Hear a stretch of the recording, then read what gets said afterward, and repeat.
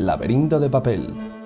Hola, bienvenidos y bienvenidas a Laberinto de papel, el podcast sobre literatura fantástica que hacemos en Sataka en colaboración con Editorial Minotauro. Hoy vamos a hablar de un auténtico clásico de la literatura de terror y ciencia ficción, que es Howard Phillips Lovecraft, y para ello pues contamos con un experto en el tema, que es Francisco Serrano. Hola.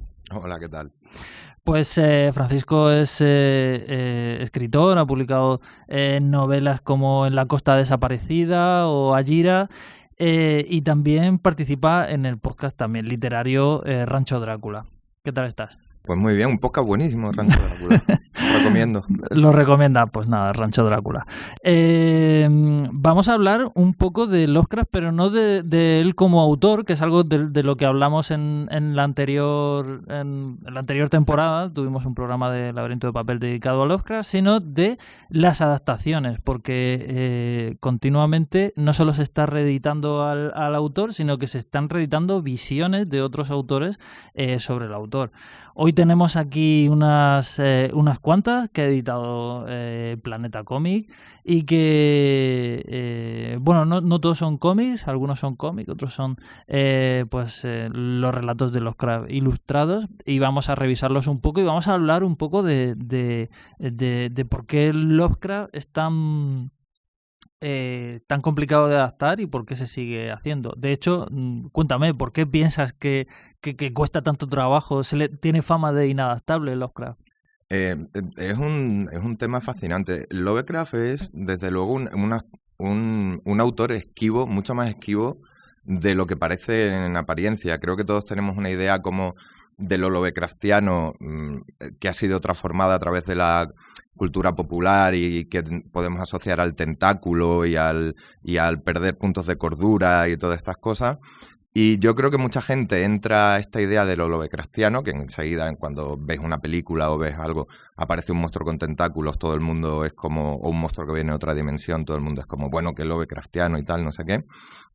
Sin embargo, el hecho de que no se agote, que no se nos agote Lovecraft, que estén saliendo cómics, que estén saliendo libros ilustrados, nuevas ediciones, aparte de porque Lovecraft está libre de derechos, lo cual es extremadamente rentable a la hora de meterse a adaptarlo, es que tiene este punto esquivo donde hay muchos Lovecraft en Lovecraft. Lovecraft es un autor con muchas partes.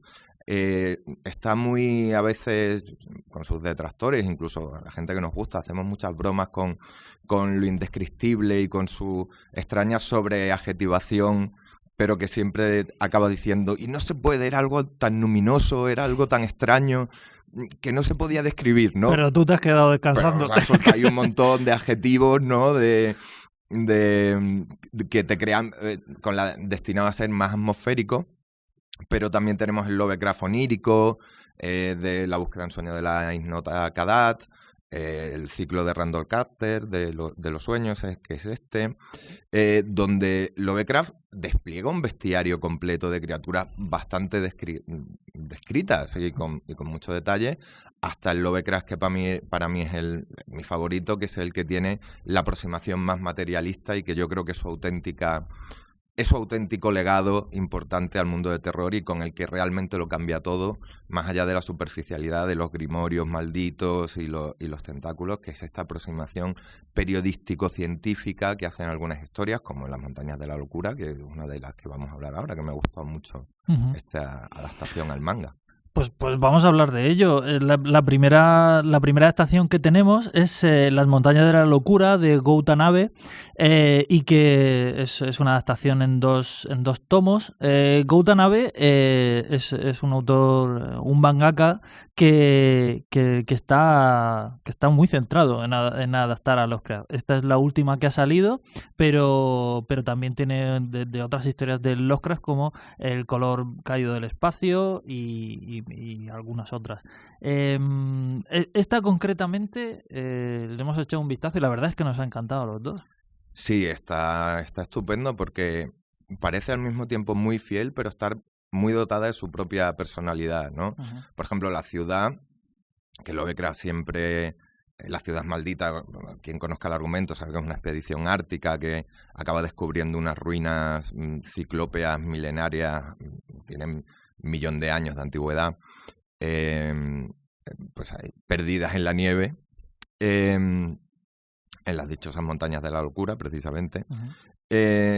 La estética es como muy fiel a lo que describe Lovecraft, que es una de estas cosas, con esta aproximación científica está bastante detallado lo que te está contando, pero tiene su propia personalidad. Por ejemplo, la arquitectura de la ciudad no tira por la inspiración de Lovecraft, que fue en los cuadros de Nicolas Roerich, de La ciudad condenada, sí, Ciudad condenada creo que era el cuadro, y que son esos rectángulos masivos que aparecen en las cordilleras de montañas ignotas, ¿no?, tibetanas, sino que tira por otros espacios que le permiten ser fiel y no exactamente fiel al texto original, pero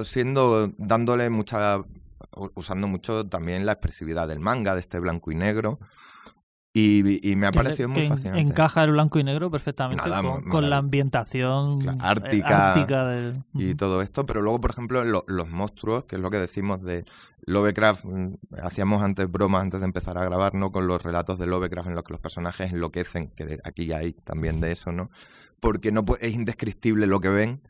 Sin embargo, en este, por ejemplo, la raza que ocupa esta ciudad están descritos con gran detalle, porque han sido diseccionados, tomados como si fueran ejemplares, vamos, de un entomólogo que ha encontrado una serie de escarabajos y hasta la última patita, el último pelo extraño, la antenita, están descritos tal, y los representan muy, muy bien. Además, lo que pasa con las montañas de la locura es que es una de las pocas obras de Lovecraft que tiene una duración, una extensión estándar, digamos, porque si piensas en muchas adaptaciones, sobre todo pasa en las películas, que empiezan a adaptar un relato y casi como quien dice, antes de los títulos de crédito ya lo han adaptado y lo único que pueden hacer es pues seguir para adelante, ir tirando. En cambio, Las montañas de la locura no es un relato, es una novela.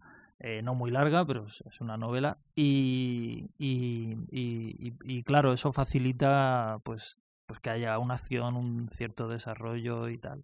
Pero también complica por la propia estructura de la novela. Creo que por eso es una adaptación maldita, que lleva como 30 años un guión dando vueltas, intentando hacerlo unos y otros. Sí, el famoso Guillermo del Toro intentándolo durante décadas sin conseguirlo. Y es como Guillermo del Toro creo que quería hacer como una historia de terror y todo el rato es como tienes que meter acción, y es como aquí lo más parecido a acción es que unas carreras que se echan al final, perseguidos muy al final, ¿no? Y ya tuvo problemas Lovecraft en su momento, cuando esto se publicó por entregas en las revistas. El final haremos algún spoiler para si alguien no ha leído esta novela de hace más de casi 100 años. Sí. No. Al final, como dentro de todo este detalle científico, geológico que hizo Lovecraft intentando escribir Las montañas de la locura con todo el saber que tenía en ese momento, ¿no? Finalmente hay como la revelación de un monstruo final, pero también hay una revelación que no se nos revela a los lectores, que solo ve uno de los personajes que le hace caer en la locura, y esto no gustó nada en su época. Esto gustó muy poquito. Y la gente mandaba cartas muy enfadado. Lo cual demuestra que fans que se quejan hay desde principios del siglo pasado. El fandom malo es una constante. Sí. Y claro, y yo creo que se siguen viendo en este problema, ¿no? Tienes que hacerlo, pero entonces tienes que hacer un proyecto como en Las montañas de la locura y tienes que meter todo el rato pues pequeñas escenas de acción. No puedes tener a Tom Cruise simplemente pasando frío y leyendo diarios científicos, ¿no? Y entonces es problemático de cara a la adaptación si quieres ser más o menos fiel o quieres contar un tipo de historia y no otro. No quieres contar una historia de acción con elementos de horror, sino quieres contar una historia de horror. Claro. ¿No? Además, la propia estructura de Las montañas de la locura es extraña en el sentido de que, te está contando una expedición y lo que sucede en esa expedición, pero hay un momento en el que dicen, bueno, es que todas estas inscripciones que estamos viendo hacen referencia a una raza y ahí hay como un interludio muy extenso. Sí, sí. Que de hecho Tanabe pues lo adapta muy bien, porque es complicado, porque son seres sin ningún parecido a nada racional que conozcamos, y cuenta la historia de cómo estos seres tentaculares construyeron la ciudad y demás, y eso es una parte del libro muy muy larga. Si esto se adaptara en una película, sería una digresión terrible. Extrañísima y difícil de representar, ¿no? Yo creo de visualizar. Yo creo que en el manga está muy muy bien. Además creo que Tanabe consigue aprender la escala cósmica de lo que nos está contando y de el paso de los eones y todo este tipo de cosas tan lovecraftianas. Yo creo que en las imágenes que tienen esto, la fuerza visual que tienen las imágenes consigue transmitirte mucho, pues eso, en viñetas quietas, que simplemente una sucesión de ciudades llenas de estas criaturas. Lo que dices tú, que no puedes empatizar porque no tienes ningún tipo de conexión formal. Para el que no sepa, son como una especie de toneles con alas y cabeza estrellada, que no hay pues una mezcla entre vegetal y algún tipo, pues un vegetal con sistema nervioso, una cosa realmente extraña. Pero es que luego tienen como, hay unas criaturas que son como sus criados, los Soggoth, y que tampoco se parecen en nada a nada que conozcamos, y tienes aquí como unas criaturas interactuando entre ellas de una forma que no... O sea, lo que vamos descubriendo es precisamente de estos ciervos, los Soggoth, que están hechos como una especie de materia prima de una gelatina primordial, que también te da a entender que puede ser el origen del resto de la vida, en plan de que es como una especie de gelatina que luego ha dado lugar a nuestra civilización y nuestro orden natural, ¿no? Sí. Pero que es un subterfugio o un subproducto, perdón, de esta criatura multiforme, que es un Soggoth, que es básicamente gelatina con ojos, que se va moviendo, ¿no?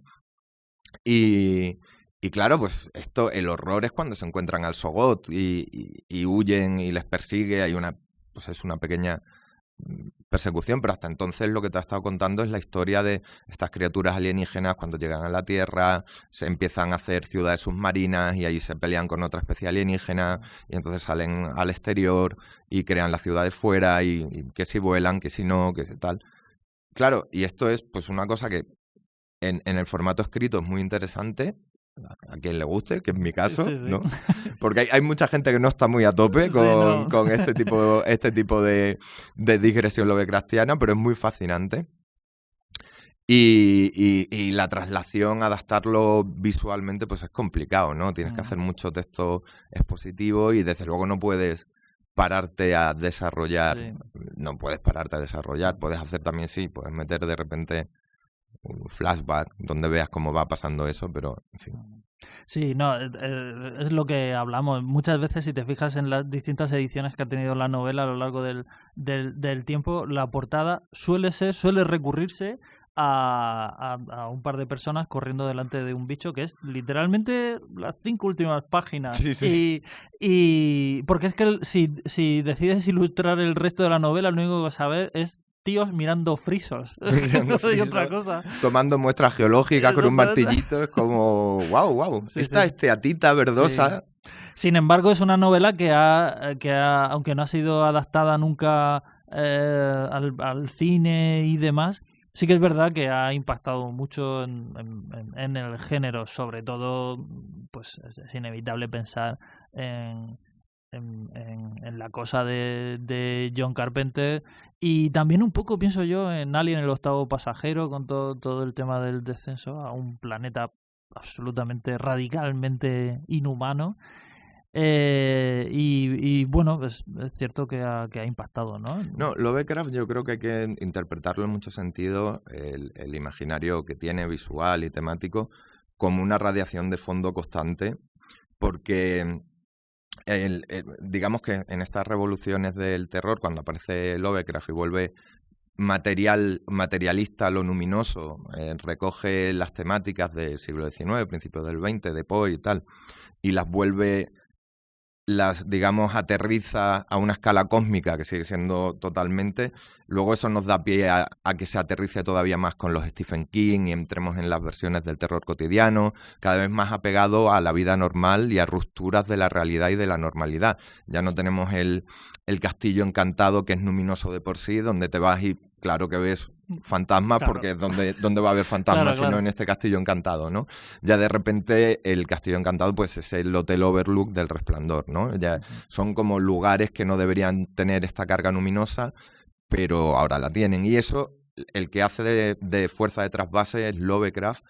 No tanto, de nuevo, no por los tentáculos, que es lo que nos hemos quedado en algunas versiones y tal, sino a través de esta aproximación materialista, periodística, este tono lovecraftiano que utiliza en el caso de Charles Dexter Ward, en Las montañas de la locura y en muchas historias, de aproximarse con su formación de periodista amateur, al fin y al cabo. Ahora hablaremos de La llamada de Chulu, que es otro de estos casos de completamente aproximación periodística, donde aterriza mucho toda esta escala cósmica, aunque va de que las mentes humanas no pueden absorber estos conocimientos, al final las técnicas que utilizan son muy humanas y muy cotidianas, ¿no? Con lo cual le da una aproximación que se acaba materializando en otras cosas y por eso es de grandísima influencia. Pues bueno, Las montañas de la locura de Gou Watanabe nos ha gustado muchísimo y además a quien le guste, como decimos, hay otras adaptaciones de Tanabe de otras obras de Lovecraft que se pueden encontrar. Pasamos a algo que es una curiosidad, que es una adaptación una muy peculiar adaptación de Dagon, que es un relato muy muy breve de Lovecraft, por el ilustrador francés Armel Gaume, y que está en una serie de trabajos que hizo, que llamó Los cuadernos de Lovecraft. La edición que ha hecho Minotauro es muy simpática porque se asemeja a un auténtico cuaderno, y lo que hace Gaume es ilustraciones como a carboncillo de lo que cuenta la historia, que es básicamente, lo hablábamos antes, como una especie de ensayo de lo que luego crecerá en La llamada de Chulu, que es una de las obras más conocidas de Lovecraft. ¿Qué te ha parecido esta adaptación? Pues como dices tú, es una curiosidad muy, muy interesante, ¿no? Tiene este tono de cuaderno casi de viaje, que tiene este contraste en que te estás leyendo el relato original, ¿no? Que está escrito en primera persona, de una persona contando, para el que no lo sepa, también es un relato muy corto, ¿no? Pero es un náufrago durante la Primera Guerra Mundial que acaba en una isla que parece que acaba de emerger de la tierra y está llena de peces muertos y huele a rayos, porque claro, está todo lleno de peces muertos. Y claro, es como tú te vas leyendo el relato y están las ilustraciones, pero con este formato de cuaderno de viaje es muy curioso porque parece que dentro de todo esto se ha parado a dibujar los peces, ¿no? Es como, ¡uy, qué asco! ¿Cuánto pez muerto? Y bueno, me voy a dibujar 4 o 5, ¿no? Es como muy, muy gracioso, pero las ilustraciones están muy, muy bien. Creo que recoge el espíritu del imaginario concreto de esta historia. Creo que recoge bien toda la imaginería, creo yo, inspirada en toda la zona de la Polinesia y demás, y que inspira especialmente, bueno, como siempre en Lovecraft inspira muchos relatos, pero sobre todo en Dagon está muy presente. Y es curioso porque parece que le interesa menos. Bueno, al final, de nuevo spoiler de un relato de 5 páginas, al final aparece Dagon, que es una criatura colosal, pero parece menos interesado en dibujar eso como en tomar apuntes de peces muertos, de pequeños ídolos que se va encontrando, las máscaras, máscaras, o sea, está más Gaun por retratar esos pequeños detalles que lo grandilocuente, ¿no? Sí, volvemos a lo que decíamos antes. Yo creo que hace una cosa que está muy bien, que es al centrarse en esos detalles, en lugar de a lo mejor la cosa gigantesca, ¿no? Ciclópea del monstruo, que también sale en una de en esos detalles sí que remite este punto, esta aproximación científica, antropológica, etnológica, que tiene Lovecraft a veces. Problemáticamente racista, casi siempre. Esto hay que decirlo siempre, porque que no parezca que se nos ha olvidado. Pero sí que parece que tiene esa aproximación, ¿no? Me he encontrado, pues, ¿cómo se llama? Un ídolo. Un ídolo, sí, ¿no? Pero vamos, lo que se encuentra Dagon, la columna sí, esta... como una columna gigante. La columna labrada con 1000 cosas, una columna gigante. Y lo que primero que hace es ponerse a tomar notas, ¿no? De hacer apuntes al natural de, pues mira, aquí sale uno peleándose con una ballena, pero la escala no tiene sentido porque esta criatura parece muy grande para pelearse con una ballena, y luego, claro, sale inmediatamente después, como sorpresa, sale un hombre pez gigante, ¿no? Y pues es seminal en muchísimos sentidos, ¿no? Tanto de las tramas de Innsmouth, de la hibridación entre humanos y criaturas abisales, y del mismo La llamada de Chulu, que al fin y al cabo pues es la versión definitiva, ¿no? O donde una de las partes es la versión definitiva de Dagon, sería, ¿no? Porque La llamada es un poco... Tiene como varias piezas móviles, ¿no? Que luego vas conectando. Sí. Dagon, la verdad es que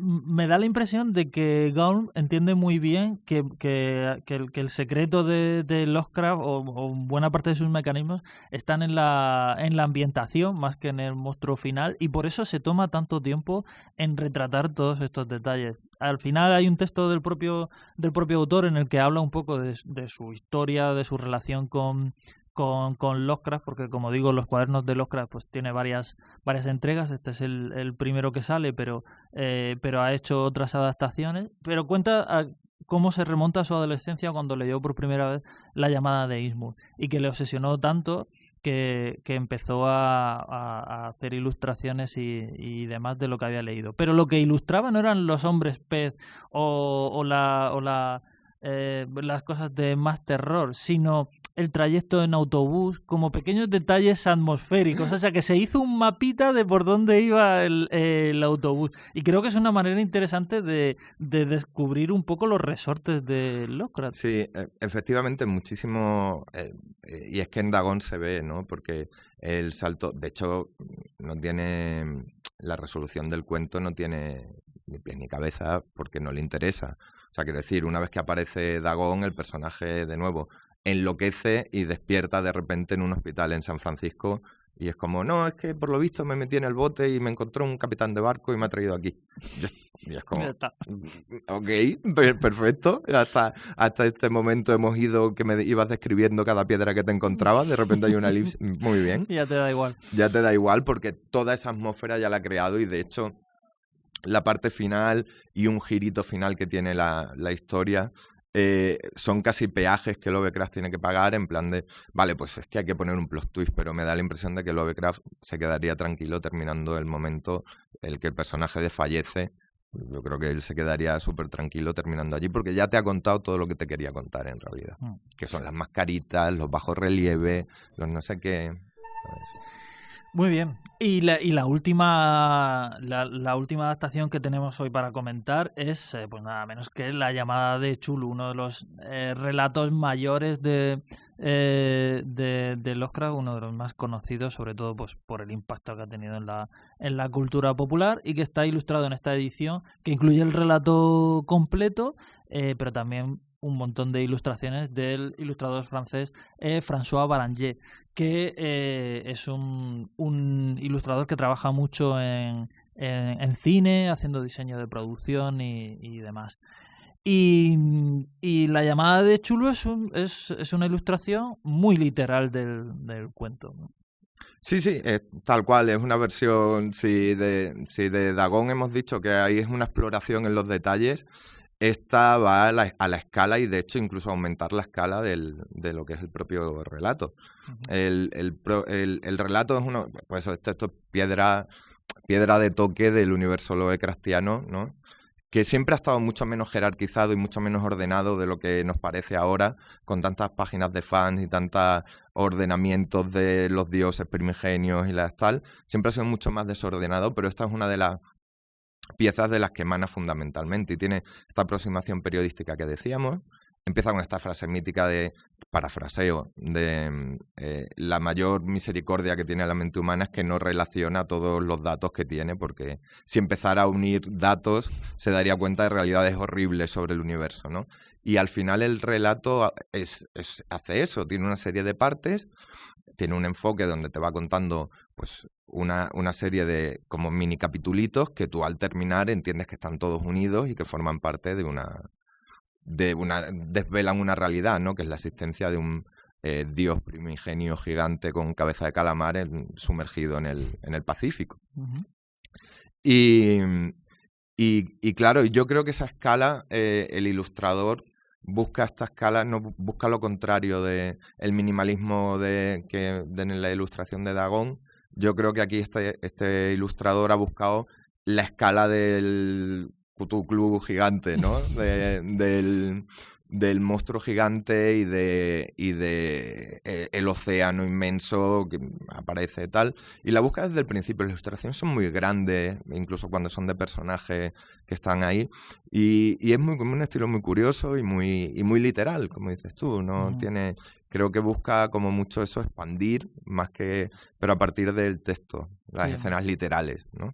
Sí, pero de hecho él sabe qué es lo que viene a buscar alguien que pues a alguien a quien le interesa un libro como este, y mientras que avanza de forma relativamente rápida, digamos, en las primeras páginas, cuando llega el momento de llegar a la ciudad y a Chulu, ahí como que se detiene, va más lento y encontramos una serie de ilustraciones con muy poco texto, porque sabe que ahí es donde está la gracia. Donde está la mandanga. Tú has venido aquí para que yo te dibuje Riel, la ciudad de los mil pilares, sí. Que volvemos aquí efectivamente, en la última de las partes del relato, hay de nuevo una isla emergida que sale como en Dagón, solo que aquí describe pues una ciudad enorme, también muy parecida a la que describen las montañas de la locura, o sea, vamos a tener constantes de la obra lovecraftiana todo el rato, y de la que emerge este dios primigenio un poquito antes de tiempo, y es embestido con un barco y se disuelve en gelatina primordial también, como el Soggoth. Y a eso le dedica efectivamente las más espectaculares ilustraciones, porque, claro, o sea, como no te vas a ir a soltar, venga, más grande, venga, más gigante. Claro. Le llega el océano Pacífico al pecho. Sí, sí, a mí me ha gustado más que, por supuesto, pues a quien no le va a gustar un Chulu, o sea, eso está bien siempre, pero más incluso que eso, me gusta mucho la llegada de los exploradores a la ciudad de Rilé, donde creo que Baranger retrata muy bien la escala absolutamente absurda que tienen las construcciones, las puertas. Dice, había como un sello y ves a las personitas y al enorme sello de Chulu, y creo que eso, que siempre es una característica propia de Lovecraft, pues la escala monstruosa de sus criaturas, pues él la retrata muy bien. La escala absurda es una idea muy lovecraftiana y de hecho a veces poco plasmada en cine, porque es difícil plasmar este tipo de... sobre todo en películas de terror que adaptan a Lovecraft porque está libre de derechos, ¿no? y tienes que aumentar, pues normalmente no puedes hacer una escala ridículamente grande, no tienes los medios técnicos, ¿no? Pero que al final es eso, o sea, esas ciudades ciclópeas con una lógica no euclidiana de no sé qué. Nos reíamos antes también con lo de es un ángulo, que era un ángulo agudo, pero se comportaba como un ángulo obtuso, y es como... Y dices, pues ilústralo tú, porque... Claro, plasma tú eso. O sea, no lo estoy entendiendo leyéndolo, porque la gracia es que no lo entienda, evidentemente, pero hazte un dibujo de ese ángulo, que es dos cosas al mismo tiempo, en fin. Y eso es muy difícil de plasmar. Y aquí en ilustración, claro, sí te puedes permitir dibujar la ciudad gigantesca que empequeñecen a la humanidad, que es la idea, ¿no? Al final, porque nos vamos moviendo de ese tipo de escalas hasta la escala cósmica, que es de la que estamos hablando en realidad, ¿no? En plan, Lovecraft lo que nos dice es que la humanidad no importa un pimiento dentro del gran mecanismo ciego, sordo que es el universo. Pues somos un destello muy breve que carece de importancia, ¿no? Es cierto que o sea, claro, la gracia de Lovecraft, o sea, lo que hay más allá de los monstruos, o sea, Lovecraft no nos está contando, también, ¿no? Pero no nos está contando exclusivamente historias de criaturas gigantes, sino de que esas criaturas gigantes implican que la humanidad es especialmente insignificante. Y eso es cierto que Baranger en sus ilustraciones estás viendo, de acuerdo, estás viendo un gigante, pero cuando ves el barquito y las personitas y tal, hay algo que te dice, wow, esto es parte como de una amenaza cuyas proporciones no podemos entender. Claro, es que es difícil de transmitir con entusiasmo a otros que al fin y al cabo, por eso yo creo que tanto películas y otro tipo de adaptaciones bajan mucho a la escala humana, pues mejor enfrentarte a los cultistas de estos dioses, ¿no?, que otras cosas, porque la gracia de estos dioses es que lo que sienten hacia la humanidad, en el mejor de los casos, es como desdén e indiferencia, ¿no? Y culturalmente, creo que ahora igual no nos lo parece tanto, pero culturalmente para Lovecraft eso era como espantoso, ¿no? Era como esta idea de desalojar al ser humano del centro de la creación y del centro de la importancia, que era muy desazonadora. Esta era muy angustiosa, era totalmente una angustia existencialista, ¿no? Y eso está plasmado ahí, en este desdén y esta indiferencia de las fuerzas cósmicas que nos gobiernan, pero porque estamos ahí tal, y dentro de, para lo que ellos es un suspiro en tiempo geológico, pues dejaremos de estar, en plan de dentro de 10 millones de años habrá una raza de gusanos inteligentes que serán los que están, y ellos les da un poco lo mismo.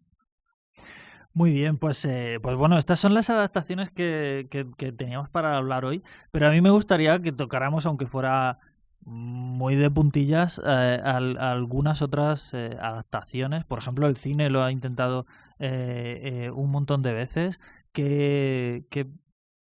¿Cuáles crees tú que ha conseguido, qué adaptaciones crees que han conseguido bien adaptar a Lovecraft?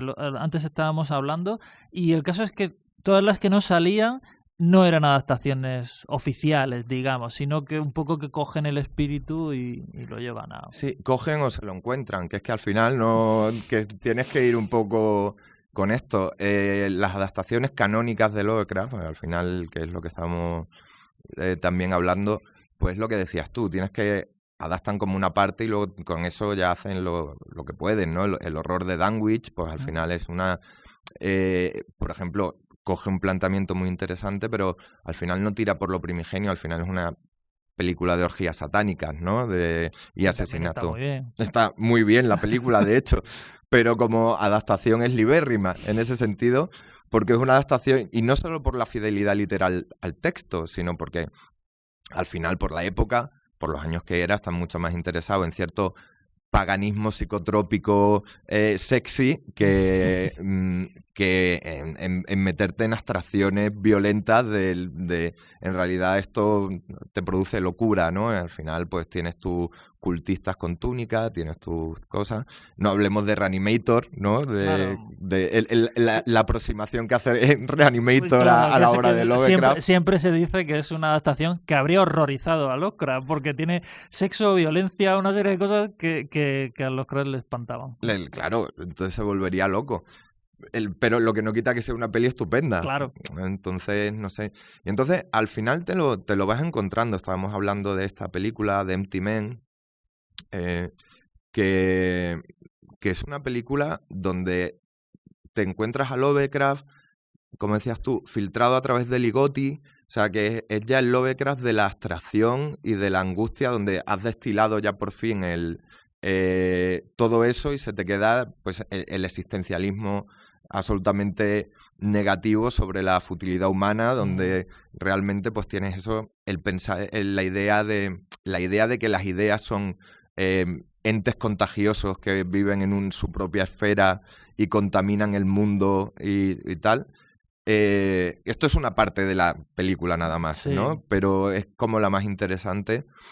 Y ahí te encuentras las raíces de Lovecraft, de un Lovecraft que a mí me interesa quizás mucho más que el Lovecraft que sale referenciado en Hellboy, por ejemplo, por mucho que me guste Hellboy, los tebeos y tal, y de repente aparece pues estas criaturas de muchos tentáculos, pues ese Lovecraft es muy divertido, es muy camp casi, ¿no? Es como la versión más mainstream y popular, pero el Lovecraft abstracto que está solo insinuado incluso dentro de su propia obra, ¿no? Pues mucho más interesante, y te lo vas encontrando a veces en manifestaciones de terror y en angustias de... También mencionábamos La boca del miedo de Carpenter, ¿no? Que ese escritor que es un poco trasunto de Stephen King, trasunto de Lovecraft, que se encuentra pues también que tiene un descenso a la locura a través de percibir cómo la realidad se va desmigajando a su alrededor, ¿no? Y acaba pues como unas maracas, ¿no? Es que en La boca del miedo, sin embargo, en La boca del miedo sí que tiene un punto como de más atención al Lovecraft más pop, ¿no? Porque coge elementos como los libros malditos o directamente los bichos con tentáculos y elementos narrativos de hemos llegado a un pueblo de la América profunda y veo cosas raras que no sabría yo decir, pero que hay cositas raras. Luego tiene un comentario metanarrativo, que es de lo que va, que Lovecraft nunca haría. Yo creo que no está interesado en absoluto en el comentario metanarrativo de historias dentro de historias, que acaba con el protagonista viendo su propia película, que es el mismo final que Sillas de montar caliente, una cosa que me parece precioso. El protagonista entra en un cine a ver su propia película, o sea, y eso no me imagino a Lovecraft ni entendiéndolo, o sea, ni entendiendo el concepto de pero cómo va a acabar así la historia, ¿no? Pero yo sí que creo que sobrevuela como una influencia muchísimas obras, desde la referencia oportunista como en Evil Dead, el Necronomicon, que también es un Necronomicon de Chichinabo que les da igual, les da exactamente igual la obra de Lovecraft, más que para quitarle el nombre, que mola mucho, y la idea del libro con encuadernada en piel humana y todo esto. Pero al final es que está ahí todo el rato, ¿no? Está ahí y sigue siendo igual de esquivo e inagotable. Por eso se siguen reeditando, sigue saliendo y sigue infiltrándose en un montón de historias. Sí, es curioso que sigamos hablando de él después de tanto tiempo. A mí me da la impresión de que hay en los últimos tiempos como una... a ver, creo que el Lovecraft no ha pasado nunca de moda, pero sí que tengo la sensación de que de un tiempo a esta parte hay como una nueva visión de lo que ha hecho después de toda la explosión de popularidad debido al juego de rol, de la llamada de Chulu y demás. Sí que ha habido últimamente como cierta reformulación, pero creo que es por lo que hablábamos de películas como The Empty Man, que cogen a gente muy influida por esa parte igual más existencial de Lovecraft. Yo es que creo que Ligotti es quizás el autor que más ha bebido de ese Lovecraft, que a su vez bebía de a lo mejor de autores como Algernon Blackwood, que hablaban de esto como de cuestiones que escapaban a la comprensión humana. Y a lo mejor eso lo estamos viendo también ahora. Desde luego, en la vida y en la literatura. En la vida y en la literatura hay muchas cosas que escapan a la comprensión humana ahora mismo, efectivamente. Sí, es curioso trazar una genealogía, digamos, es muy interesante de Lovecraft, sus idas y venidas, reivindicaciones, tanto en Estados Unidos o cómo ha funcionado. No me sorprende que los ilustradores de los dos libros sean franceses, porque Lovecraft, al fin y al cabo, un autor que fue como muy rescatado y querido en Francia muy pronto, como suelen hacer los franceses con todas las manifestaciones de cultura popular norteamericana, que enseguida se las aceptan y se las apropian a fuerza de decir, no, vosotros pensáis que es una mierda, nosotros sabemos que esto es bueno, ¿no? Eso es muy francés, ¿no? Sí. Es muy francés. El libro de Houellebecq está muy bien, el de Contra el mundo, contra la vida. Pero en España, por ejemplo, también ha sido traducido muy pronto por el mítico Rafael Llopis, y está muy leído desde muy pronto Lovecraft. En España, para lo que es a veces este tipo de autores que nos llegan, y de hecho algunos del círculo de la época, nos han empezado a llegar relativamente tarde. La literatura pulp de la época en general se está empezando a rescatar desde hace muy pocos años en España. Claro, pero sin embargo Lovecraft tenía todo el mundo a mano el famoso Los mitos de Chulu, editado por Rafael Llopis, donde sigue siendo un libro extraordinario, un libro estupendo de referencia. Y luego, a partir del momento, ya lo hemos dicho antes, en el que Lovecraft queda libre de derechos, hay un segundo boom, y ya hace unos cuantos años de esto, donde de repente empiezan a aparecer muchas ediciones nuevas, traducciones nuevas, ediciones pues de editoriales que no suelen publicar horror, de repente pues te sacan la nueva traducción de La llamada o de algunos relatos de Lovecraft, que le dio como un nuevo vigor y que ahora seguimos recuperando, porque de repente es como reinsufló, no estaba en absoluto olvidado Lovecraft, pero lo volvió a reinsuflar en el imaginario público, y yo creo que además hizo que llegase a gente que a lo mejor no se hubiera acercado al juego de rol en su vida, gente con un puntito más snob, que Lovecraft lo tiene asociado a los tentáculos, de repente le llega porque esto lo ha publicado tal editorial con tal traductor, ¿no? Y de repente llega, y ahora estamos, pues eso, unos años más tarde, pues viendo que la cosa sigue funcionando, sigue sin agotarse. Es muy llamativo, sigue siendo al fin y al cabo un misterio de por qué no deja de funcionar, ¿no? Sí, sobre todo teniendo en cuenta que es un autor, que ha impactado en la cultura popular, todo lo que tú quieras, pero lo que son sus relatos no especialmente accesibles ni especialmente amables a la hora de abordarlos. Lo que pasa es que te lo encuentras en tantas referencias de otros autores que a Lovecraft es normal llegar con una sensación de familiaridad. O sea, yo recuerdo haber leído de adolescente, encontrarme menciones en la obra de Stephen King a Yog-Sothoth y todo esto, y pillarla y de repente sentirte parte de un club, ¿no? Es como muy guay, es como, pues tengo que leer más, he pillado esta referencia porque me leí El horror de Danwich, pues tengo que leerme más de Lovecraft, porque es que de repente es un autor que sale en otros libros, ¿no? Y si tienes veleidades creativas, como lamentablemente tenemos la mala suerte de padecer, también te da un campo de juegos, ¿eh? Puedes meter siempre... tú puedes jugar con Lovecraft, ¿no? Puedes jugar con sus dioses, con sus libros, y todo el lector que te lea es muy cómplice, porque sabe que forma parte de un juego. Sigue habiendo escritores que mantienen vivo el círculo de Lovecraft y siguen intentando crear, para lo bueno y para lo malo, deidades nuevas, historias nuevas, tal. Y es muy, muy interesante, al fin y al cabo, y eso yo creo que es otra de las claves, ¿no? A los escritores les gusta mucho jugar con el imaginario de Lovecraft porque te hace sentir parte de un club, ¿no? Y encontrártelo en otros autores, pues te hace sentir parte de esta familiaridad literaria, en plan de, vale, pillo el chiste. Yo sé quién es Yog-Sothoth, ¿no?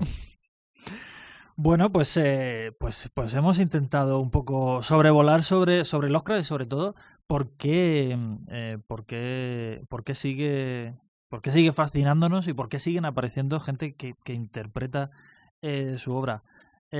Fran, muchas gracias por haber venido. Nada, muchas gracias a ti por haberme traído. Y bueno, pues a vosotros a leer mucho y muchas gracias por estar ahí en este episodio de Laberinto de Papel, el podcast de literatura fantástica que hacemos en Sataka en colaboración con la editorial Minotauro. Recordad que nos podéis escuchar y ver pues en las plataformas habituales, y nos vemos en el próximo episodio de Laberinto de Papel.